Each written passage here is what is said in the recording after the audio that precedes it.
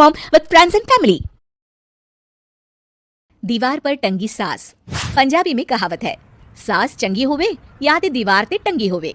संगीता की शादी भी एक ऐसे ही घर में होती है जहां उसकी सास दीवार पर टंगी होती है। ससुर और पति शादी के पहले दिन उसे सास के फोटो के सामने ले जाते हैं, जहां ससुर जी कहते हैं, बेटा बेटा संगीता, ये तुम्हारी सास थी, बहुत नेक और भली, लेकिन थोड़ी गुस्सैल थी। गुस्सा आने पर सब तहस नहस कर देती थी, पर अब ये इस दुनिया में नहीं है। हाँ संगीता, माँ होती तो तुम इनकी कोई बात टाल नहीं सकती थी, वरना तो माँ घर में भूचाल ले आती। संगीता मन में खुश होती है कि अच्छा है कि ऐसी औरत अब इस घर में नहीं है, लेकिन दिखावे के लिए वो जैसे ही सास की फोटो के सामने हाथ जोड़कर खड़ी होती है, ये क्या? सास उसे देखकर मुस्कुराने लगी। संगीता आंखों को मलकर एक बार फिर से देखती है, लेकिन फिर सास के चेहरे का भाव, भंगिमा यानी एक्सप्रेशन बिल्कुल बदले होते हैं। वो अपने पति और ससुर को कहती है, माँ की तस्वीर तो स्माइल कर रही है। ना ना बेटी, ये कैसे संभव है? जरूर तुम्हें कोई गलती हुई होगी, ऐसा कैसे हो सकता है? लगता है तुम शादी की सारी फॉर्मेलिटी करते करते थक गई हो, तुम्हें आराम की जरूरत है संगीता। खैर, सारे संगीता की बात को इग्नोर कर कमरे में चले जाते हैं।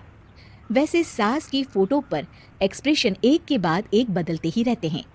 सुबह होती है, पति और ससुर को काम पर भेजकर संगीता कमरे की सफाई करने में लग जाती है कि तभी उसे आवाज आती है, टेबल ठीक से साफ करो। ऐसे भी कोई टेबल साफ करता है? इससे अच्छा तो ये गंदा ही था।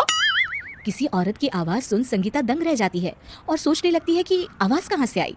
आवाज को नजरअंदाज कर वो फिर से अपना काम करना शुरू करती है, लेकिन इस बार तो आवाज बिल्कुल उसके कान के पास से आती है। मेरा घर है ये, जब तक मैं थी चमका कर रखती थी, हर एक चीज शीशे की तरह थी। तुम्हें तो ना सफाई आती है ना कुछ पता है। क्यों तुम्हें मेरे घर की जिम्मेदारी दे दी गई है? पता नहीं तुमने मेरे बेटे को क्या दिखाई दिया। मैं होती तो एक से बढ़कर एक लड़कियों की लाइन लगा देती। अब संगीता को समझने में देर नहीं लगी कि ये आवाज किसी और की नहीं बल्कि उसकी सास की है, जो दीवार पर टंगी है। वो उसके पास जाती है और कहती है, नमस्ते सासू माँ, मुझे तो कल ही लग रहा था कि दीवार में कुछ काला है। वो दीवार नहीं, दाल होती है पगली। सही पकड़े हैं सासू माँ। तो क्या हो गया आपको जो आप यहाँ भी चैन से नहीं बैठी हैं? सुना मैंने आपका व्यवहार काफी गुस्से वाला था। चुप रहे तू, ज्यादा बकर बकर ना कर। घर का काम करना तो आता नहीं, आई है मुझसे बहस करने। हाँ देखिए सासू माँ, मैं आपसे साफ साफ कह देती हूँ, मुझसे पंगा लेने की कोशिश मत करिएगा। तभी पीछे से संगीता का पति आता है। अरे संगीता, किससे बात कर रही हो? कौन है वहाँ? संगीता की सास की फोटो फिर से पहले जैसी हो जाती है। आपकी माँ से कह रही थी कि मुझे काम करना आता। अरे संगीता, माना सास के ताने हर बहू को अच्छे लगते हैं, लेकिन यहाँ तो माँ है ही नहीं, तुम तो फोटो से ही।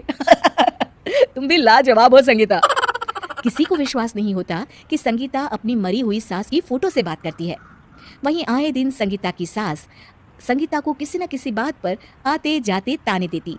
संगीता को भी अब सास के तानों और उनसे बात करने की आदत हो गई। वो कभी खानदान की कहानी तो कभी तीज त्योहार कैसे मनाए या किसी व्यंजन की रेसिपी सास से ही पूछती।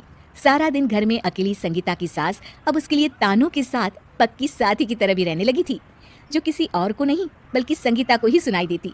तो देखा आपने, सास बहू का रिश्ता हर रिश्ते से ऊपर होता है, फिर चाहे वो खट्टा हो या मीठा।